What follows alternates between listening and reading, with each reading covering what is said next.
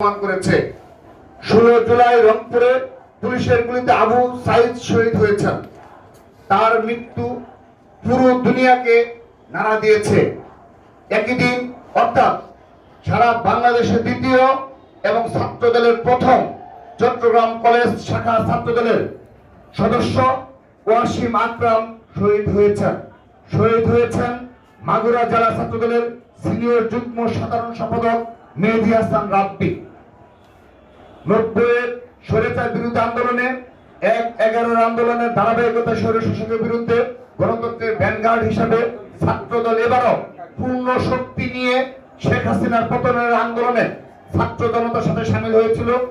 যেই আন্দোলনে পরাজিত হয়ে শেখ হাসিনা দেশ ছেড়ে পালিয়েছে। এই আন্দোলনে ছাত্রদলের বিগত জুলাই আগস্টের আন্দোলনে ছাত্রদলের 2000-এর অধিক নেতাকর্মী গ্রেপ্তার হয়েছে, যাদের সবাইকে হেফাজতে পুলিশের নির্যাতনের শিকার হতে হয়েছে। জুলাই ম্যাসাকার এবং আগস্টের গণ অভ্যুত্থানে প্রাচ্যের কষাই পলাতক ফ্যাসিস্ট শেখ হাসিনার ছাত্রদলের মোট 49 জন সহযোদ্ধাকে খুন করেছে।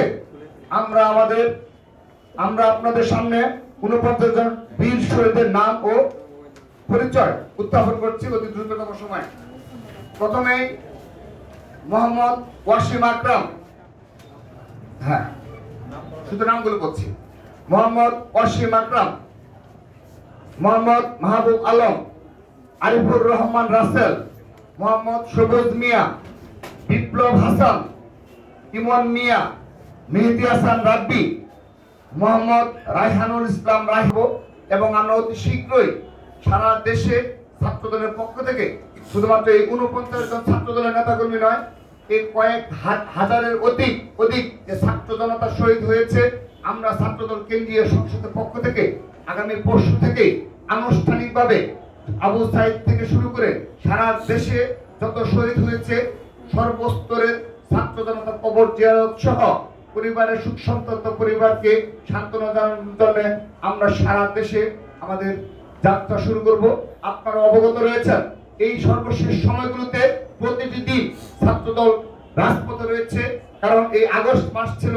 এই আগস্ট মাসেও কিছু ষড়যন্ত্র ছিল, সেই ষড়যন্ত্র ছাত্রদল রাজপথে থেকে নস্যাৎ করেছে। সাধারণ শিক্ষার্থীরাও মাঠে ছিল।